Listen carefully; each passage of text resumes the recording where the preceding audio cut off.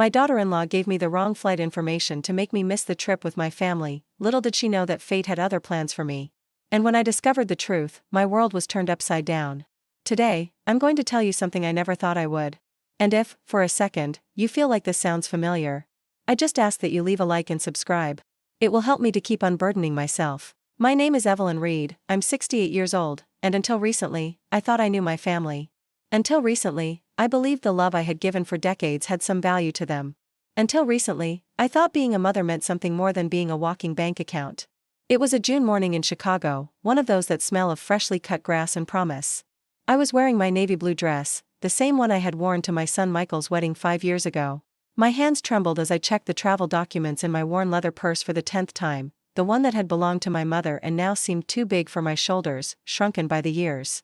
The small suitcase, with wheels that squeaked like my left knee, contained everything I had prepared with so much love: a hand-knitted scarf for my granddaughter Emily, in that shade of pink she loves so much, a book of classic fairy tales for my grandson Jacob, with pages that still smelled of the used bookstore in Lincoln Square, and a small jar of local honey I'd bought at the farmer's market, because I know Jessica, my daughter-in-law, likes to sweeten her afternoon tea. For 3 nights, I hadn't slept a wink.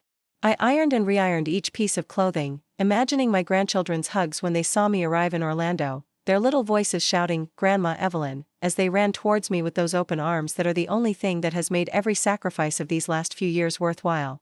O'Hare International Airport was buzzing with that frantic morning energy, families dragging colorful suitcases, young couples checking their phones, children running between their parents' legs as they tried to keep track of documents and luggage. I walked slowly, feeling the weight of my 68 years in every step on that gleaming floor that reflected the ceiling lights like a cold mirror. "Excuse me, ma'am," the airline employee said, a young man with a friendly Midwestern accent and that professional patience one learns from working with nervous people. "May I see your ticket?" I handed him the printed paper Jessica had emailed, the one I had to ask my neighbor Carol to help me print because I still don't quite understand those computer things. The young man looked at it, frowned, looked at it again, and then looked at me with that expression you recognize when someone is about to give you news you don't want to hear. "Mrs. Reed," he said softly, like you'd speak to a lost child. "This flight left yesterday." The words hit me like an invisible slap. I felt my knees go weak and had to lean on the cold metal counter. "No, that can't be right," I murmured, pulling my reading glasses from my purse and checking the date 1, 2, 3 times. "Please, look again. It has to be a mistake. I'm very sorry, but the date here clearly says June 14th, and today is the 15th. The flight took off yesterday at 8:30 in the morning." My hands started to shake as I dialed Michael's number on my old flip phone, the one we bought 5 years ago because it was easier for people my age. The phone rang once, twice, 3 times. Voicemail. I called Jessica. It rang 4 times before she answered with that cheerful, rushed voice she always uses in public. "Oh, Evelyn. How are you? Are you on the plane yet?" "Jessica, there's a problem. The flight you bought for me left yesterday. I'm here at the airport and..." "Really? That's so weird. It must have been a glitch in the system, those things happen all the time." "Oh, Evelyn, we're boarding now, we'll talk later." And she hung up. I stood there, holding the phone to my ear as if I could still hear her voice, as if the words she had just spoken weren't real. Around me, families were hugging, parents were carrying their small children, couples were taking pictures in front of the large windows overlooking the planes taking off for destinations full of promise. A plane took off right at that moment, and for a ridiculous second, I thought that maybe Michael and my grandchildren were inside, looking out the window, waiting for me. But I knew it wasn't true. I knew that on that plane were other families, other grandmothers who had received the correct ticket, who were going to see their grandchildren, who were awaited with real love. The airline employee looked at me with genuine compassion. "Would you like me to help you find another flight? There's one early tomorrow, but it's a bit more expensive." I checked my wallet. I had exactly $40, the money I had set aside to buy the kids ice cream during our planned walk through the Disney parks. It wasn't even enough for a coffee at the airport, let alone a plane ticket. "No, thank you," I said, feeling the humiliation rise in my chest like hot water. "I don't think I'll be needing it anymore." I walked over to the waiting area seats, dragged my squeaky suitcase, and sat down on one of those hard blue plastic chairs designed to keep anyone from getting too comfortable.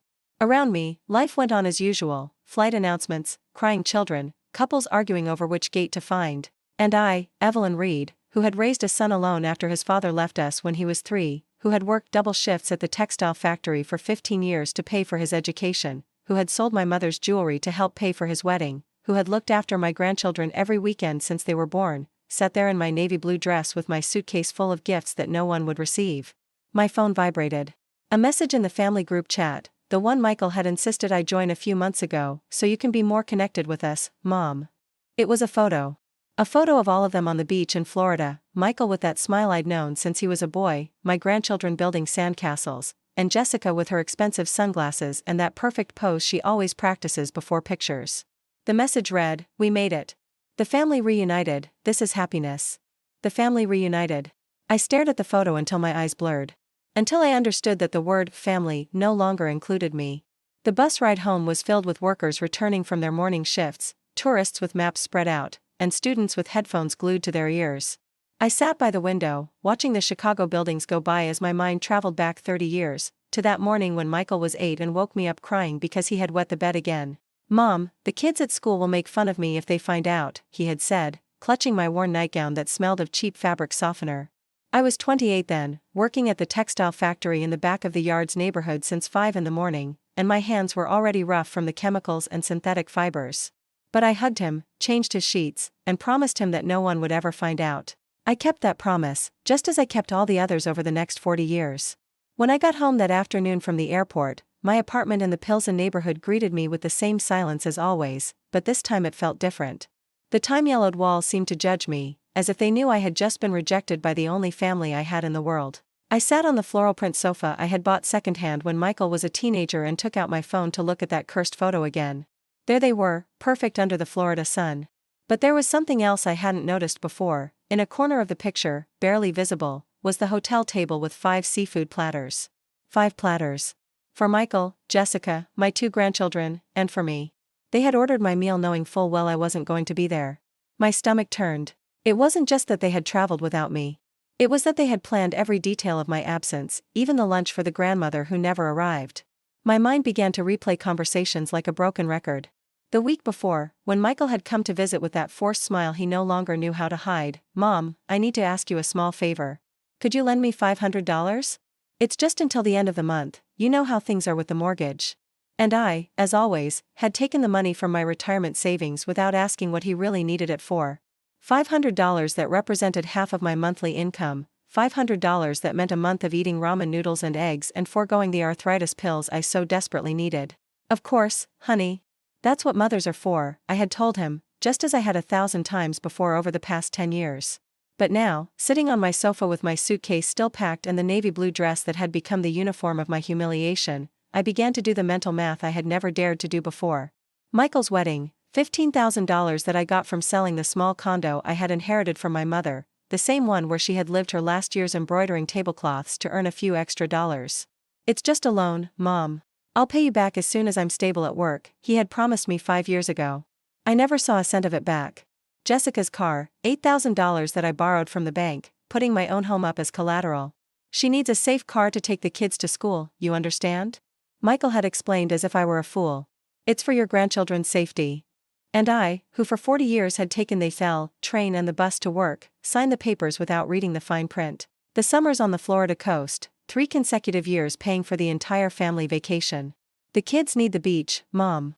And we need a break from work." While I stayed in Chicago, with the windows closed and the broken fan, eating cold tomato soup from a carton because it was the coolest thing I could afford. Emily's private English tutoring, $200 a month for 2 years. "It's her future, Mom. You're the one who always says education is the most important thing." And I, who had dropped out of high school at 16 to work and help at home, nodded as if I understood the importance of those classes the girl probably didn't even want to take. Christmas gifts, birthdays, confirmations, the unexpected expenses that always appeared just when I had managed to save a little something. Michael had a special talent for showing up at my door with that worried look he had perfected since childhood. "Mom, I don't know who else to turn to. You're the only one who understands me." And I always understood. I always forgave. I always paid. The phone rang.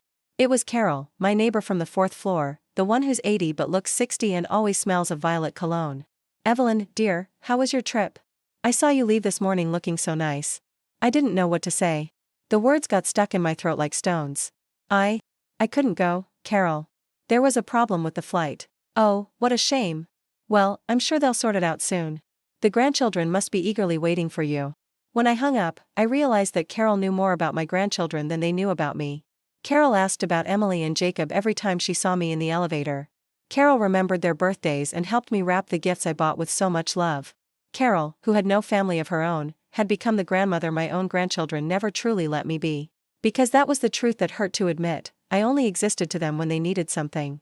When bills had to be paid, when the kids needed watching for a weekend because Jessica wanted to go shopping, when a free babysitter was needed so they could go out to expensive restaurants whose names I couldn't even pronounce. But when it came to having fun, creating beautiful memories, taking pictures to show off on social media, Grandma Evelyn disappeared as if by magic. I opened the closet and took out the shoebox where I kept all the family photographs. Photos of baby Michael, smiling toothlessly in my young arms. Photos of his first communion, where I appeared in a dress that had cost me 3 months of savings but was worth it to see my boy smile. Photos of his graduation, where we posed together, proud that he had earned the degree we had both dreamed of. And then, when Jessica came into the picture, the photos changed. I started to appear on the edges, cut in half, or absent altogether. As if my role was to be behind the camera, paying for the moment but not entitled to be in it. The last photo where we were all together was from Jacob's baptism, 4 years ago. I was holding the baby with so much love it showed in my eyes, but Michael and Jessica were looking away, as if waiting for someone more interesting to enter the frame. That night I ate a can of sardines and a piece of stale bread, sitting in the small kitchen where I had prepared thousands of meals for Michael when he was a child. The same Michael who was now eating seafood platters in Orlando while I chewed on salty sardines that scratched my throat, raw from so much crying. But it wasn't just the money. It was something deeper, crueler. It was the day last year when I had the flu and a fever for 3 days. Michael didn't answer a single call. Jessica sent me a text, "Evelyn, take some Tylenol and drink plenty of fluids. We're at the amusement park with the kids." It was the Christmas when I arrived at their house with gifts wrapped in gold paper, and Jessica met me at the door. "Oh, good, you're here. The kids are bored and need someone to entertain them while we finish cooking." I spent all of Christmas Eve playing with Emily and Jacob in their room while the adults laughed and toasted in the living room. When I went downstairs for some water, I heard Jessica telling a friend on the phone, "Yeah, the mother-in-law is here playing nanny. At least she's useful for something. At least I'm useful for something." Those words stabbed me in the chest like broken glass. The following days passed like a slow-motion movie. Every morning I woke up hoping for a call, a message, an apology. Something to tell me it had all been a terrible misunderstanding and that my family missed me. But the phone remained as silent as a tombstone. On Wednesday morning, while drinking watery coffee from a chipped mug, I heard laughter from the building's courtyard. I looked out the window and saw Mrs. Miller from the second floor playing with her 5-year-old granddaughter. The little girl shrieked with joy as her grandmother chased her among the geranium pots, and for a moment, I felt a pang of envy so intense I had to grab the window frame. When was the last time my grandchildren had run towards me with that pure joy? When was the last time they had sought my company for pleasure and not out of obligation? Emily was 12 now, almost a teenager. The last time I saw her, 3 weeks ago, she barely looked up from her cell phone when I arrived with her favorite snack, chocolate chip muffins I had made especially for her. "Thanks, Grandma," she mumbled without looking at me, and went back to texting her friends. When I tried to ask her about school, about her dreams, about anything that would let me get to know the person she was becoming, she answered in monosyllables while Jessica shouted from the kitchen, "Emily, don't bother your grandmother with your kid stuff." Jacob, at 8, still had some of that childhood tenderness, but even he had learned to see me as someone useful rather than someone loved. "Grandma Evelyn, will you buy me the new video game?" was his usual greeting. Never, "How are you?" or "I missed you." Always a request disguised as affection. On Thursday, I decided to call Michael. I needed to hear his voice, needed him to explain what had really happened with the flight. I dialed the number with trembling fingers, rehearsing in my mind the words I would say. He answered on the 5th ring, with that rushed voice he used when he was busy with things more important than his mother. "Hi, Mom. I'll call you later, okay? I'm in a meeting." "Michael, I just wanted, I'll call you later, Mom. Seriously, I can't talk right now." And he hung up. I stood there with the phone in my hand, listening to the dial tone as if it were a funeral dirge. A meeting. There was always a meeting, a commitment, something more urgent than attending to the woman who had raised him alone, who had sacrificed her youth so he could have his. That same day, while shopping at the local Jewel-Osco, I saw something that broke my heart into pieces. I was in the cereal aisle when I recognized a familiar voice. It was Jessica, talking on the phone while pushing a cart full of expensive products, artisanal cheeses, prosciutto, imported wine, everything I couldn't afford even on special occasions. "Yeah, honey, I know your mom is a handful," she said with that fake laugh I knew so well. "But don't worry, she'll get over her little tantrum about the flight. These old ladies are all the same, they make a drama out of everything." I hid behind a shelf of crackers, my heart beating so hard I thought it would burst out of my chest. No, she's not coming on vacation with us anymore, Jessica continued, examining a bottle of French champagne that cost more than my weekly pension. The kids are growing up, they need their space. And honestly, Michael, your mother is a drag. Always with that victim face, always expecting us to treat her like she's the queen mother. A drag. That word burned into my brain like a branding iron. Besides, she went on as I clung to a box of saltine crackers like a life raft, she's already served her purpose. She helped us when we needed it, and now that we're well established, there's no point in dragging her everywhere. It's awkward for our friends, you know? An old woman who doesn't know how to dress, who doesn't understand what we're talking about when we go out. Who doesn't know how to dress? Who doesn't understand what they talk about? I looked at my clothes, the brown corduroy pants I'd had for 5 years, the wool cardigan that had been my mother's, the comfortable rubber-soled shoes I'd bought at the January sales. All clean, all presentable, but clearly not up to my daughter-in-law's standards. Look, I have to go. I'm stopping by my mom's for tea. She actually knows how to treat a lady, not like your mother who always looks like she's begging for emotional charity. Emotional charity. When Jessica walked away towards the checkout, I stood frozen between the shelves, breathing in the smell of freshly baked bread from the store's bakery while processing every venomous word I had just heard. It wasn't just that they didn't love me. It was that they considered me an embarrassing burden, something to be disposed of as discreetly as possible. That night I couldn't eat. I sat on the sofa with a blanket over my legs and replayed every forgotten birthday, every unreturned call, every time I had arrived at their house and been made to feel like an intruder instead of the family's grandmother. My birthday last year, I spent the whole day waiting for a call that never came. At 11 at night, Michael sent me a text, "Happy birthday, Mom. Totally forgot. You know how work is. I'll make it up to you soon." He never made anything up. The day I fell on the subway stairs and came home with a bruised arm and a bleeding knee, I called Michael to tell him what happened, needing someone to know I was hurt, that I was alone, that I was scared. "Mom, just put some ice on it. Everyone falls sometimes. I'm tired too, I had a horrible day at the office. The time I had to go to the hospital because of severe chest pain, thinking it was a heart attack, I took a taxi by myself, waited alone in the emergency room for 4 hours until they told me it was just anxiety, and returned home alone at 3 in the morning. The next day, I told Michael what had happened. "So why are you calling me now, Mom? It's over, isn't it? Next time, have some chamomile tea before you panic." Every Christmas for the last 3 years, I would arrive with gifts for everyone, stay in the kitchen helping while they had fun in the living room, and when dinner was over, they would say their goodbyes quickly. "Thanks for everything, Mom. The kids are tired and have to be up early tomorrow." They never invited me to stay and watch Christmas movies, never included me in those intimate family moments where beautiful memories are made. The Sundays I went to visit them, Jessica always had something urgent to do. "Oh, Evelyn, what bad timing. I have to clean the whole house right now." And I, who had cleaned other people's houses for years to earn extra money, would offer to help. "No, you rest. But maybe it would be better if you came another day." A day that never came. On Friday morning, while organizing my closet, I found something that completely destroyed me. In the pocket of my winter coat was the greeting card I had bought for Emily's birthday last month. A beautiful card with glitter and a ballerina, because I knew my granddaughter liked ballet. Inside, I had written in my neatest handwriting, "For my Princess Emily, who fills my life with joy. I love you to the moon and back. Grandma Evelyn." The card cost $3, a fortune on my tight budget, but it had been worth it because I imagined Emily's smile as she read it. But there it was, forgotten in my pocket, because when I arrived at the birthday party, Jessica had put me to work organizing the kitchen while the other guests sang "Happy Birthday" in the living room. "Evelyn, can you help me with these dishes? The other mothers are here and I can't just leave them." And I, as always, had obeyed. I had washed dishes while my granddaughter blew out her candles without me. I had scrubbed pots while she opened gifts from people who saw her once a year but had the privilege of being present for her special moment. When I finished in the kitchen and went out to the living room, the party was already over. Emily was in her room with her friends, and when I tried to give her my gift, she said, "Thanks, Grandma. I'll open it later." And she never opened it, because the card remained in my pocket, a silent witness to a love that no one valued anymore. That night, sitting on my bed with the card in my hands, I made a decision that scared me with its finality. I wasn't going to call anymore. I wasn't going to send any more messages. I wasn't going to ask how they were, what they needed, if they were missing anything. I was going to wait for them to contact me.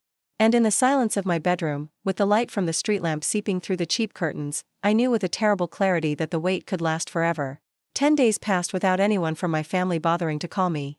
10 days in which every time the phone rang, my heart leaped, hoping it was Michael asking why I hadn't shown up in Orlando, why I hadn't arrived at the hotel, if I was okay. But the only calls were from telemarketers offering phone plans I couldn't afford and the doctor's office reminding me of my appointment with the orthopedist for my knee. On Monday morning, when I had lost all hope that anyone would notice my absence, the doorbell rang. I opened the door expecting the mailman with a utility bill, but I found Emily. My granddaughter was there, her school backpack slung over her shoulder and that ashamed expression kids get when they're forced to do something they don't want to. "Hi, Grandma," she said without looking me in the eye, fiddling with the zipper on her denim jacket. "Can I come in?" I let her in, my heart pounding with a mix of joy and surprise. It was the first time in months that Emily had come to visit on her own, without Jessica dragging her along as part of some errand or family obligation. "Do you want some hot chocolate, sweetie?" I asked, heading to the kitchen with that maternal urgency that had never left me, no matter how many times I had been rejected. "No, Grandma. I can't stay long," she said, perching on the edge of the sofa as if she were in a doctor's waiting room. "Mom sent me to ask you something." Of course. Jessica had sent her. Emily hadn't come to see me because she missed me or wanted to spend time with me. It was another errand, another function for the useful grandmother to perform. "What does your mother need?" I asked, feeling the disappointment slide down my throat like bitter medicine. Emily shifted uncomfortably on the sofa, avoiding my gaze. She needs you to sign some papers." She pulled a manila envelope from her backpack, the kind lawyers use, and handed it to me with the same look of disgust she would have handing over a bad report card. "What papers?" I asked, but something in my stomach was already warning me that I didn't want to know. "Mom says they're to change some things with Grandpa's inheritance," Emily mumbled, referring to my late husband, Michael's father, who had died when Emily was very young. "She says the documents need to be updated." I opened the envelope with trembling hands. Inside were several pages filled with fine print and legal terms I didn't fully understand, but one phrase jumped out at me as if it were written in fiery letters: "Transfer of property title for the real estate located at 47 Ambassador Street, 4th floor, Apartment B. My home. They wanted me to sign away my home. "Emily," I said in a very calm voice, though inside my world was crumbling again, "did your mother explain what these papers mean?" The girl shrugged, clearly uncomfortable with the whole situation. "She said it was grown-up stuff and that you would understand. That you should just sign where the yellow X's are." Sure enough, there were 5 crosses marked with a fluorescent yellow highlighter, as if I were a small child who needed to be shown where to put her name. "And why didn't your father or mother come to explain it to me?" I asked, though I already knew the answer. "Dad's at work and Mom is, well, she's busy. She said you wouldn't ask questions because you trust us." Because you trust us. That phrase hit me with the force of a slap. They had sent a 12-year-old girl to emotionally manipulate me, knowing I couldn't say no to my own granddaughter, knowing I wouldn't want to involve her in adult conflicts. "Emily, do you know what this house means to me?" I asked, sitting down next to her on the sofa. She shook her head, genuinely curious for the first time since she had arrived. "Your grandfather and I bought this house 35 years ago. We both worked for 10 years, saving every dollar, just to make the down payment. Your father was born here, he took his first steps here, I cried here when your grandfather died, and I've taken care of you here so many afternoons when you were little." Emily looked at me with those big eyes she had inherited from Michael, and for a moment, I saw in her the little girl who used to sit on this very sofa while I read her stories. "But Grandma," she said with the crushing logic of adolescence, "if you sign the papers, you'll still live here. Mom says it's just to fix some tax stuff. Is that what she told you?" "Yeah. That it's better for the house to be in Dad's name because he understands this stuff better, and that you won't have to worry about paying bills or anything anymore." It was a lie, of course. I had been paying all the expenses for this house for decades without anyone's help. But they had found the perfect way to convince me, using my granddaughter as a messenger and disguising the theft as a favor. "Emily, sweetie, can you do me a favor?" "Sure, Grandma. Tell your mother I need to think about it. That these papers are very important and I want a lawyer to explain them to me before I sign anything." Emily's face fell immediately. "But Mom told me to come back with the papers signed. She's going to get mad if I don't bring them." "Then let her be mad," I said, my own firmness surprising me. "Tell her that her idiot mother-in-law needs someone to explain the fine print." Emily gathered the papers with obvious nervousness. "Grandma, please, don't make Mom mad at me. She gets really weird when things don't go her way."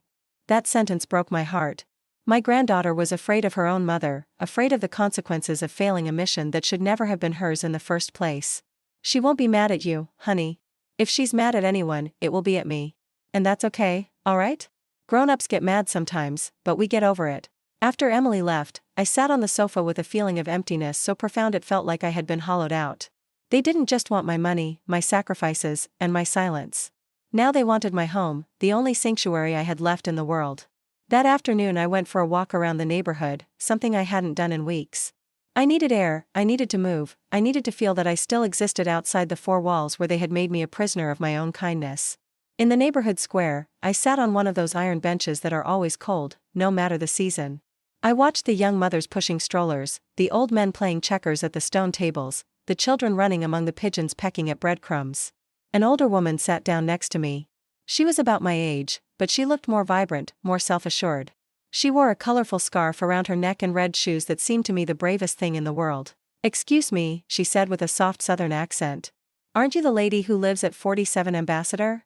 I nodded, surprised that a stranger recognized me. "I'm Hope, I live at 45. I've seen your son a few times. A very handsome boy, but..." She trailed off, as if she had been about to say something inappropriate. "But what?" I asked, with a curiosity that surprised me.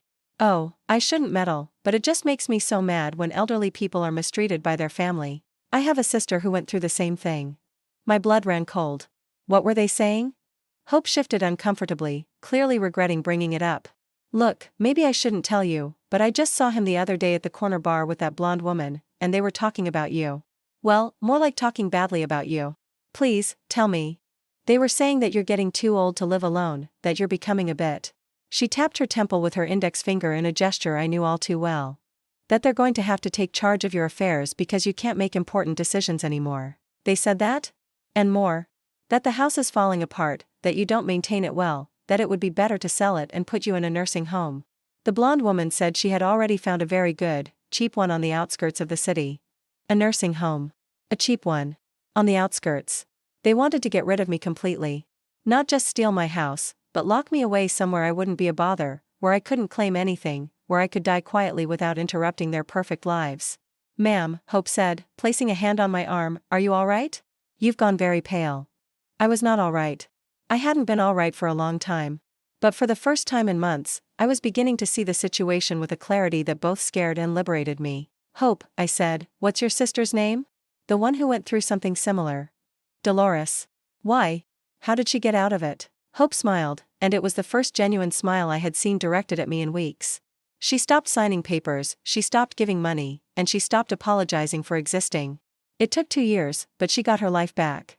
Now she lives in Sarasota, near the sea, and she's happier than a clam." That night, I put the transfer papers in the deepest drawer of my dresser, under the photographs no one wanted to look at anymore and the love letters no one remembered writing. I wasn't going to sign anything. And tomorrow, I was going to start discovering who Evelyn Reed was when nobody needed her for anything. On Tuesday morning, I woke up with a strange feeling in my chest. It wasn't the usual anguish that had been my companion for weeks, but something like the calm that follows a storm. For the first time in months, I had slept through the night without waking up every 2 hours wondering what I had done wrong, what I could do to fix things with my family. I got up slowly, feeling every one of my 68 years in my joints, but with a mental clarity I hadn't had since before the airport incident. I made coffee in the Italian coffee pot I had inherited from my mother, the one that makes a sound like a train when the water boils, and sat by the window to watch Ambassador Street wake up with the dawn. The first decisions were small but significant. I wasn't going to check my cell phone every 5 minutes for a message that never came. I wasn't going to call Michael just to see how they were. I wasn't going to send pictures of my breakfast to the family group chat, hoping for a reaction that would make me feel included.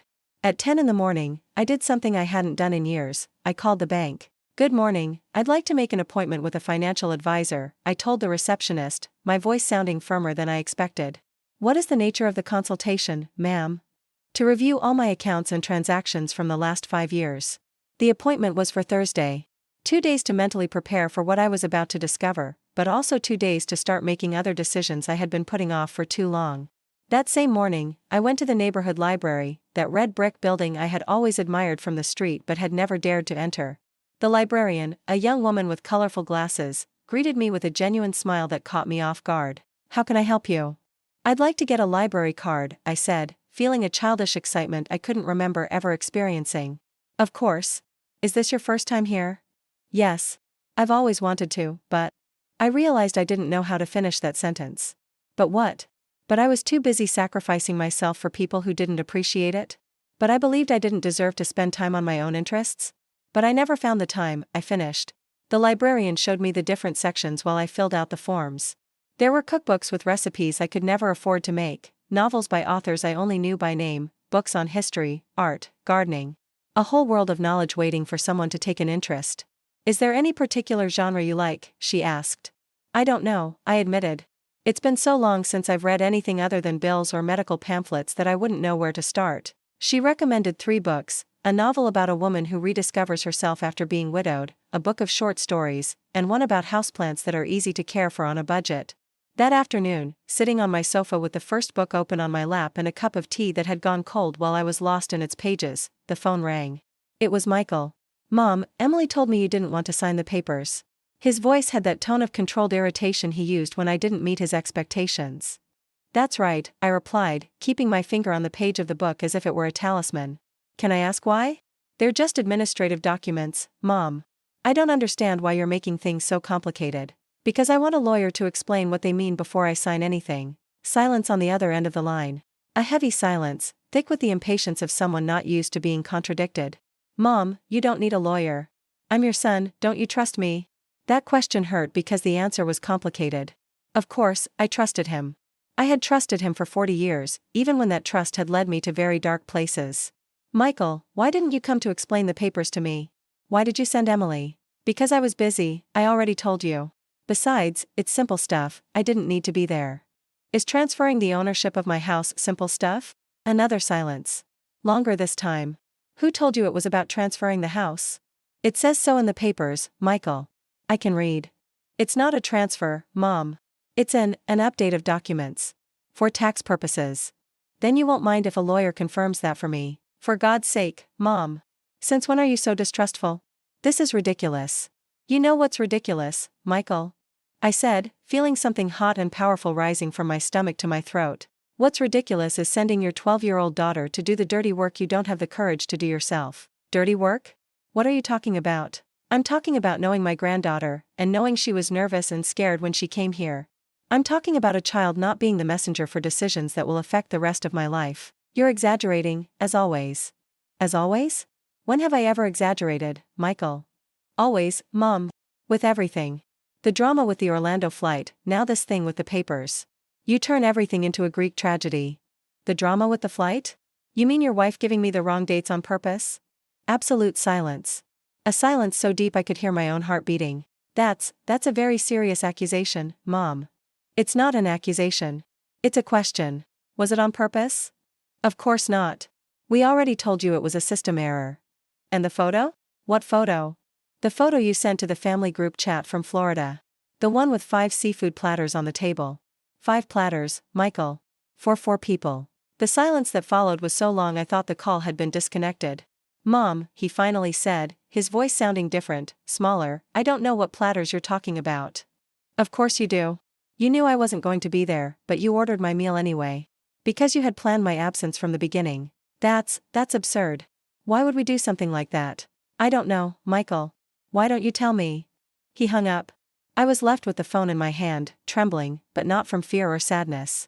It was a kind of trembling of liberation, as if I had just spit out a poison that had been slowly killing me for years. On Thursday, I went to the bank with a folder where I had organized all the receipts, statements, and financial documents I could find.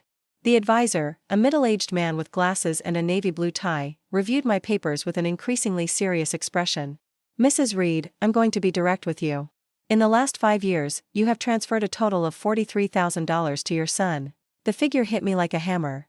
$43,000. More money than I had earned in some years of my life. Are you sure? Completely. Here are all the transactions, direct transfers, bill payments in his name, loans that are listed as paid off by you. He flipped through the pages while I felt the world tilt dangerously. The wedding, your daughter-in-law's car, 3 family vacations, your grandchildren's medical expenses, private tutoring, a loan for their kitchen remodel. Wait a minute, I interrupted him. Their kitchen remodel? Yes, here it is. $15,000 transferred last year with the description, son's kitchen remodel. Don't you remember? I vaguely remembered. Michael had told me he needed money to fix some problems at home, something about pipes and tiles. I had taken the money from a certificate of deposit I had saved for emergencies. And what about my current savings? I asked with a trembling voice.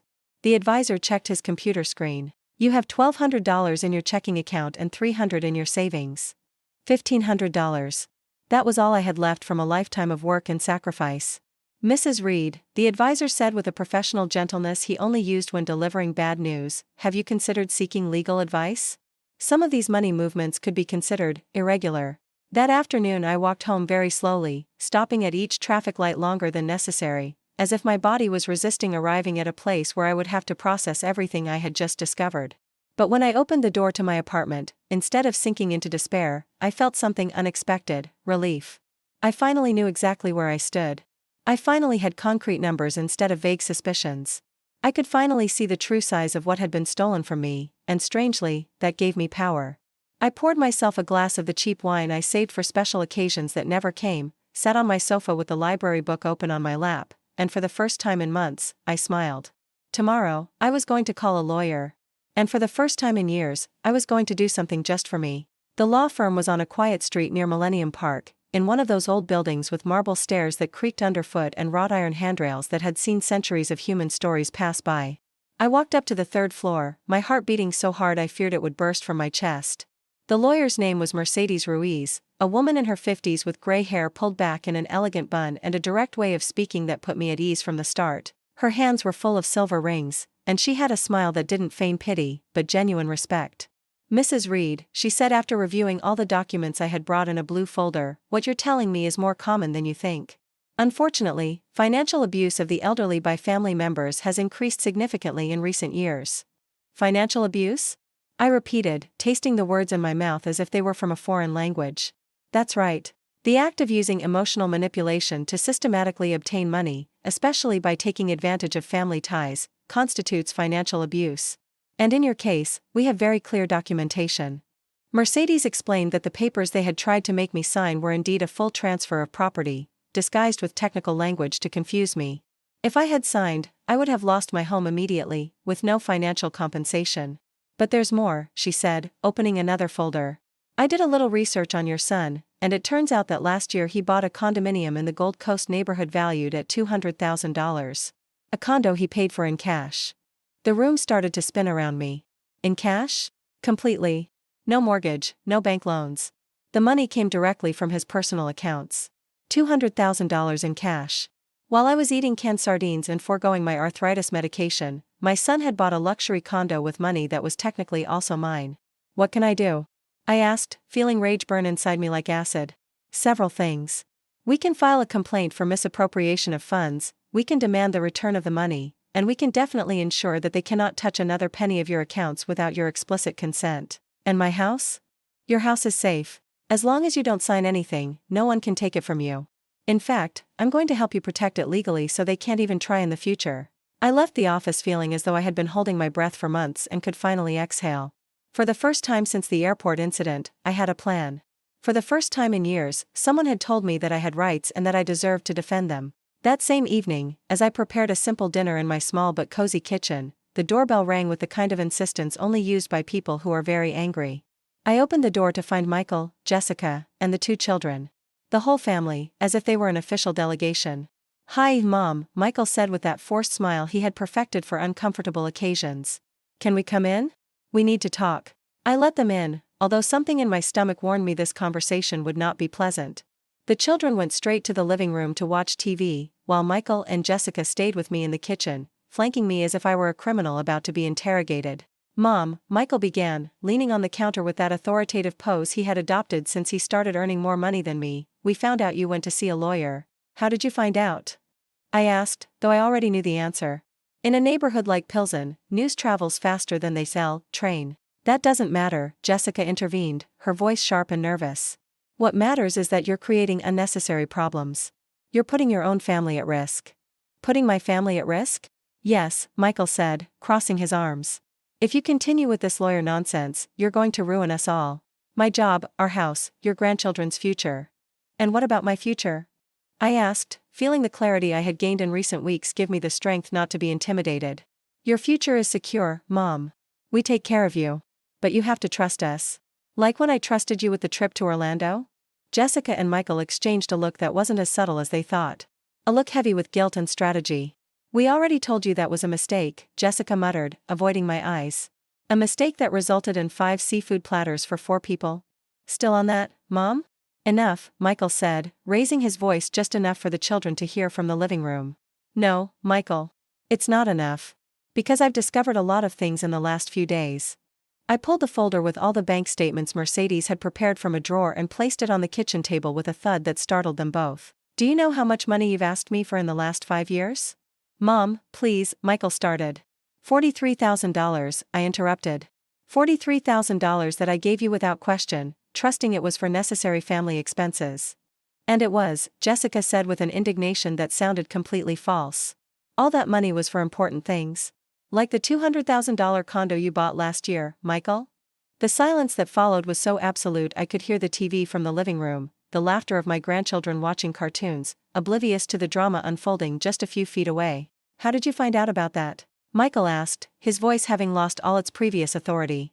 Because I hired a real lawyer, unlike you two who thought you could deceive a foolish old woman. Mom, you're not foolish, Michael said, completely changing his strategy, adopting that condescending tone he used when he wanted to manipulate me.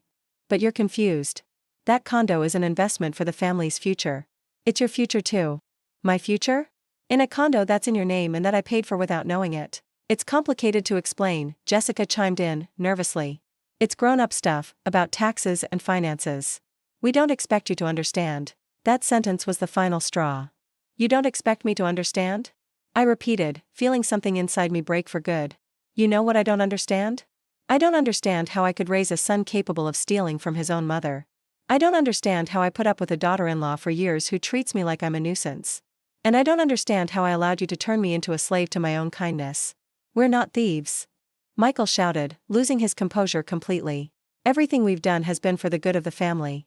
You don't know how to handle money, Mom. We invest it better. You invest it better? By eating at expensive restaurants while I have canned sardines for dinner? By going on vacations that I pay for but can't go on? By buying luxury cars with my retirement money?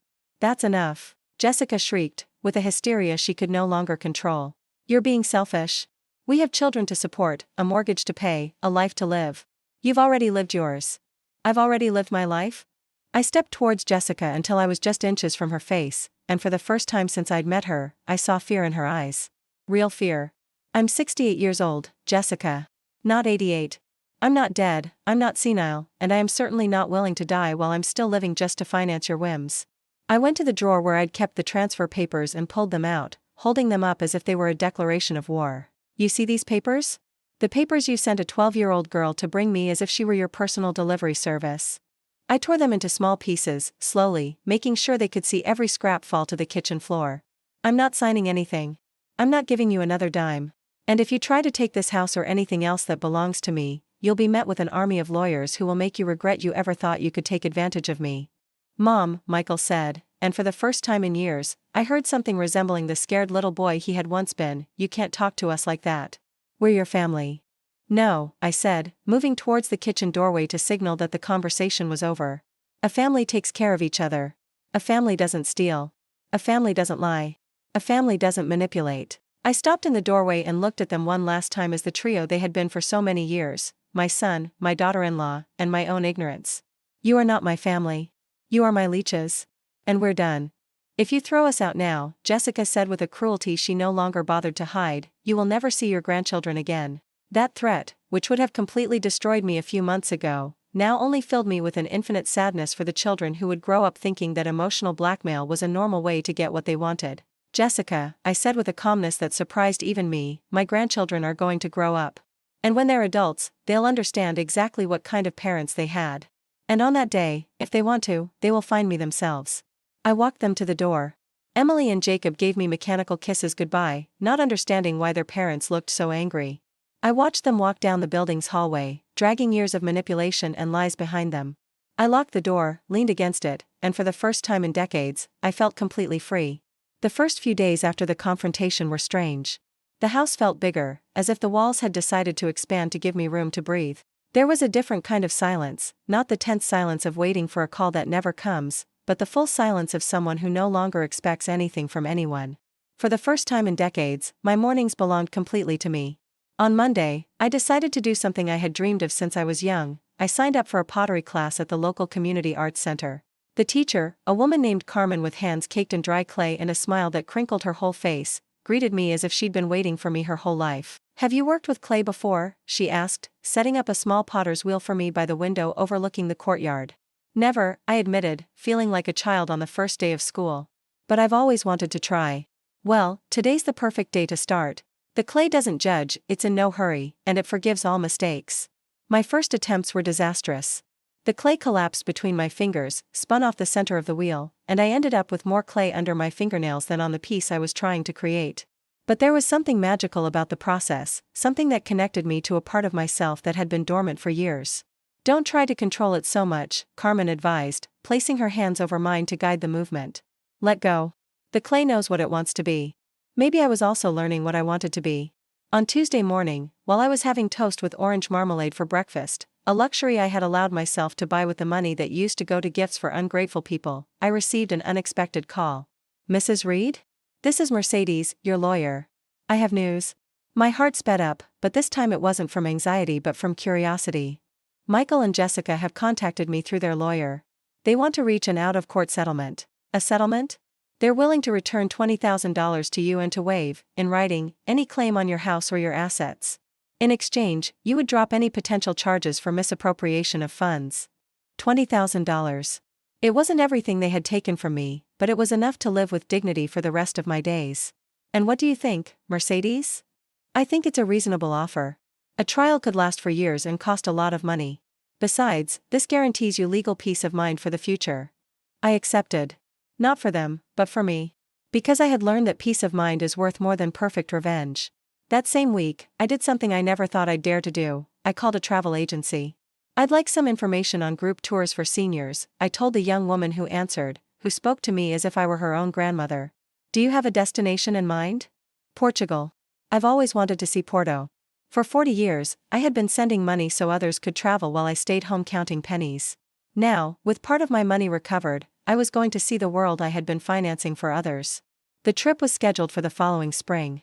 8 days in northern Portugal, with excursions to vineyards, visits to ancient libraries, and free time to wander through cobblestone streets that had witnessed centuries of history. The prospect of that trip filled me with an excitement I had forgotten existed, the thrill of having something of my own to look forward to. On Thursday, while watering the new plants I had bought for my balcony, red geraniums and white petunias that filled the space with color and life, I heard familiar footsteps on the stairs. For a moment, my heart clenched, thinking it might be Michael, but when I opened the door, I found Emily. My granddaughter was alone, with her school backpack and that shy expression she wore when she wasn't sure if she was welcome. "Hi, Grandma," she said, fiddling with the drawstring on her sweatshirt. "Can I come in? Mom doesn't know I'm here." I let her in, made 2 cups of hot chocolate, and waited for her to tell me what she had come to say. "Grandma," she finally began, "I wanted to say I'm sorry." "Sorry? For what, sweetie?" "For bringing you those papers. I knew something wasn't right. Mom and Dad were acting really nervous, and when they told me not to tell my friends I was coming to see you, well, that seemed weird." My 12-year-old granddaughter had more instinct than I'd had for years. "You don't have to apologize, Emily. You're a child. You should never have been put in the middle of grown-up problems. But I just want you to know that I never wanted to hurt you. And that, well, that I miss you." Those words went straight to my heart, but this time not with pain, but with a warmth I hadn't felt in a long time. "I miss you too, sweetie. Very much. Could I come visit you sometimes? Without my parents knowing, I mean. At least until they're not so mad anymore." "You can come whenever you want," I said, stroking her hair, which smelled of strawberry shampoo and an innocence that we adults tend to overcomplicate. "This will always be your home." Emily stayed for 2 hours. She told me about her classes, her friends, and a boy she liked who was too shy to talk to her. She showed me pictures on her phone, told me jokes she'd learned at school, and for the first time in years, I felt like a real grandmother, not an employee babysitting in exchange for nothing. When she left, I was filled with a sense of hope I'd never had before. My grandchildren were going to grow up, as I had told Jessica, and when they were adults, they could make their own decisions about who they wanted in their lives. On Saturday morning, I decided to do something I hadn't done in decades: go to the Maxwell Street Market alone. I walked among the stalls of antiques, used books, and vintage clothes, feeling the chaotic and vital energy of Chicago's most famous market. I bought a blue ceramic vase for my flowers, a novel by an author I didn't know, and a soft wool shawl that made me feel elegant. While haggling over the price of the shawl with a vendor who was older than me but had twice my energy, I realized something surprising: I was having fun. I was laughing, joking with strangers, making decisions about what I liked and didn't like, without having to consult anyone or justify myself to anyone. I was free. That afternoon, Carol knocked on my door with a plate of homemade brownies and that conspiratorial smile she reserved for special occasions. "I hear rumors that Mrs.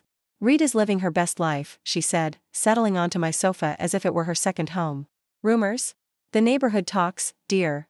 They say they've seen you at the arts center, that you're whistling at the market, that you bought flowers for your balcony." She leaned in as if to tell me a secret. "And also that you sent your son and that witch of a wife packing." I couldn't help but laugh. "Is that what they're saying?" "That's what they're saying. And let me tell you, it was about time. I've been watching them squeeze you dry for years, and it made me so angry." Carol stayed for dinner. We cooked together, opened a bottle of red wine I had bought for the occasion, and talked late into the night about our lives, our fulfilled dreams, and the ones we still had pending. "You know what I like most about this new Evelyn?" Carol said as we finished our second glass of wine. "What's that?" "I finally see you laugh for real. Not that nervous laugh you used to have when they came to ask for money. A real laugh, that's all yours." She was right. My laugh had changed. It was no longer the sound of someone trying to please or keep the peace at any cost. It was the laugh of someone who had remembered she had a right to be happy. That night, before going to bed, I went out onto the balcony with a cup of chamomile tea and watched the lights of Chicago stretch to the horizon. The city breathed around me with its eternal rhythm of people coming home from work, couples meeting for dinner, families gathering around tables full of conversation. For the first time in years, I didn't feel excluded from that life. I was part of it, with my own story, my own dignity, on my own terms. I had learned something fundamental: I didn't need someone to love me poorly to feel loved properly. I had myself, and that, finally, was enough. The next day, I had my second pottery class. The following week, I would visit the Art Institute of Chicago for the first time, something I had been promising myself I'd do since I moved to Chicago 30 years ago. And in the spring, I would travel to Portugal to discover landscapes I had only imagined. I was falling in love with my own life. And for the first time that I could remember, the future didn't scare me. 6 months after that day that changed my life forever, I'm sitting in a cafe overlooking the Douro River in Porto, Portugal, writing in a leather-bound journal I bought in a bookstore in the Ribeira district. The pages smell of new paper and infinite possibilities, just like my entire life. It's my third day here, and every morning I wake up unable to believe this is real. That the woman who gets up in a hotel room with a view of orange-tiled roofs, who goes down to breakfast and has pastéis de nata without looking at the price, who plans which museum to visit today simply because she feels like it, is the same one who 6 months ago was crying in a Chicago airport because no one missed her. Yesterday, I visited the wine cellars of Vila Nova de Gaia. The guide, an older gentleman with a gray mustache and wine-stained hands, explained how port wine improves with age, how time and patience turn it into something more valuable, more complex, more interesting than when it was young. Young wine is sweet but simple, he told me as we tasted a 20-year-old reserve. Mature wine has history, it has character. It has survived storms and droughts. That's what gives it its unique flavor. I thought about myself. About this new Evelyn who has survived her own storm and discovered that she had a unique, unrepeatable, valuable flavor. A flavor that had always been there, waiting for someone to bother to taste it. And that someone turned out to be me. Last night, while I was having dinner alone at a restaurant with a river view, a young couple at the next table asked if I would mind taking a picture of them. "It's just that you look so happy, so peaceful," the young woman, a French woman in her 30s, said with that charming accent that makes everything sound like a song. "We'd like to remember this moment when we're your age." I laughed, but not that nervous laugh from before. A full, confident laugh that was all mine. "Happiness has no age," I told them. "You just have to find the courage to choose it. Find the courage to choose it." Those words resonated in my head all night as I walked through the cobblestone streets of the old city, lit by lamps that have seen generations of stories of love, heartbreak, loss, and rebirth. A week ago, Emily sent me a text. She had learned how to use WhatsApp specifically to keep in touch, and her messages had become little doses of joy that arrived when I least expected them. "Grandma, Mom, and Dad have been asking about you. I think they're starting to realize they messed up." I replied with a photo of myself at O'Hare, waiting for the flight that would take me on my trip. I was wearing my new coat, the navy blue one I had bought especially for the journey, and I was smiling in a way I hadn't smiled in years. Tell them I'm fine. Better than fine. Tell them that for the first time in my life, I'm exactly where I want to be. It wasn't revenge. It was simply honesty. Because the truth is, I don't hate them anymore. Hate requires energy, and I've decided to invest all my energy in living, not in lamenting what was or what could have been. Michael is my son, and he always will be. Jessica is the mother of my grandchildren, and that's a reality that won't change. But I no longer need their approval to exist, their attention to feel valuable, their conditional love to believe I deserve respect. I have learned that loving someone doesn't mean letting them hurt you. That being a mother doesn't mean being a martyr. That giving without receiving doesn't make you a saint, it makes you a victim. And I am no longer anyone's victim, not even of my own need to be needed. This morning, while I was having breakfast on the hotel terrace, watching the fishing boats return from the sea with their nets full of promise, I remembered something Mercedes, my lawyer, told me the day we signed the settlement. Mrs. Reed, there are two kinds of justice in the world: legal justice, which restores what was stolen from you, and personal justice, which restores what you have stolen from yourself. I had recovered some of my money, yes. But more importantly, I had recovered something more valuable: the ability to look at myself in the mirror and respect the woman I saw reflected there. The old Evelyn was a woman who apologized for existing, who asked permission to have opinions, who believed her value depended on how useful she was to others. The new Evelyn is a woman who takes up her space in the world without apology, who has opinions and expresses them, who knows that her value is intrinsic and non-negotiable. Yesterday, while visiting the Livraria Lello, the one they say inspired J.K. Rowling to write about Hogwarts, another American tourist recognized something in me. Not me specifically, but something in my attitude. "Excuse me," she said shyly, "can I ask you something personal?" "Of course. How do you do it? Travel alone at this age?" "I'm 50, and I'm terrified to go anywhere without my husband or my kids." I thought about her question as we climbed the bookstore's wooden staircase together, the one that creaks underfoot with the weight of thousands of untold stories. "You do it the same way you do anything that's scary," I told her finally. "One step at a time. First, you decide you deserve to do it. Then, you plan how to do it. And then you just do it, even if you're scared. The fear doesn't go away, but it stops being the boss of you." We exchanged phone numbers. Her name is Isabel, she lives in Seattle, and she promised me that next year she would sign up for a group tour. Small seeds of courage that we plant in the souls of other women. Small personal revolutions that start with a conversation between strangers. Last night I called Carol to tell her about my adventures. Her voice sounded excited, proud, as if my achievements were also hers. "Evelyn, my dear, you have no idea how much I envy you. The good kind of envy, you know? The kind that makes me want to pack my bags and join you right now." "Next year, you're coming with me," I said, and as I said it, I realized I meant it. "We'll take a trip together. You pick the destination." "Really? Aren't you afraid to travel with a grumpy old lady like me?" "Carol, at 68, I've discovered there's only one thing I'm afraid of: wasting the time I have left being a smaller version of myself. Tomorrow I return to Chicago. I'll go back to my home in Pilsen, to my pottery classes, to my afternoons at the library, to my new life that is so different from the old one that sometimes it seems impossible that the same person is living it. But I'm no longer returning with empty hands and a heavy heart.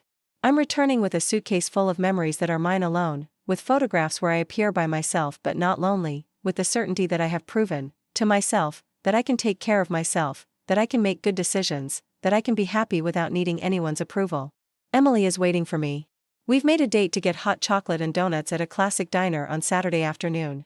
A grandmother-granddaughter date, with no parents supervising the conversation, no hidden agenda, just the simple desire to be together. Jacob is still too young to understand what happened, but Emily is starting to ask questions. Smart questions about why her parents and I don't talk, about whether families always have to be together even when they hurt each other, about whether it's normal for children to constantly ask their parents for money. I'm not going to lie to her. I'll tell her, in a way she can understand, that sometimes the people we love hurt us, and that it's okay to set boundaries, even with family. That loving someone doesn't mean putting up with anything. That respect isn't optional, not even between parents and children. Maybe, when Emily is older, these conversations will help her avoid my mistakes. Maybe she'll learn sooner than I did that you don't have to wait until you're 68 to start valuing yourself. The sun is setting over the Douro, painting the river golden pink. Seagulls circle over the boats returning to port, and the city prepares for another night of fado music and wine, of conversations that last until dawn, of life lived without apologies. Tomorrow, when this plane takes off from Porto bound for Chicago, I won't be the same woman who arrived here a week ago. I'll be a more complete, more confident version, more in love with her own existence. And the next time someone asks me who I am, I'm not going to answer Michael's mother or Emily and Jacob's grandmother. I'm going to answer Evelyn Reed, and that's going to be enough. Because I've learned the most important lesson of my life: you don't need someone else to complete you. You are already whole. You just need the courage to remember it. Now I ask you, have you ever experienced something similar, or do you know someone who has gone through a similar situation? Tell me about it in the comments. If this story has touched your heart, please leave a like and subscribe to the channel. Maybe it will reach someone who needs to hear that it's never too late to start over, that it's never too late to choose happiness, that it's never too late to say enough and start living the life you truly deserve.